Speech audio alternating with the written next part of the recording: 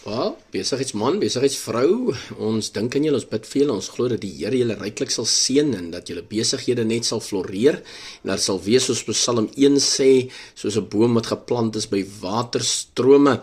En ja, ek dink, maak hierdie belydenis dan net daar waar jy is ook saam met my en vertrou die Here vir die groot sukses van jou besigheid. Vader, ek dank U vir die wysheid en die leiding en die vrede in my besigheid en organisasie.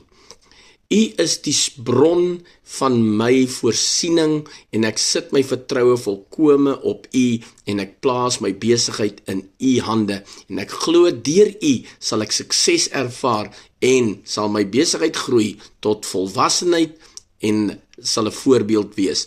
Ek dank U dat hierdie besigheid is soos 'n boom wat geplant is by waterstrome, wat sy vrugte gee en nie verwelk nie, wat my voorspoedig maak en ek suksesvol is vir die koninkryk van God. Ek dank U dat hy aanhoudende profyt produseer uit hierdie besigheid vir die koninkryk van God. Dankie daarvoor, ek claim dit in Jesus naam, amen.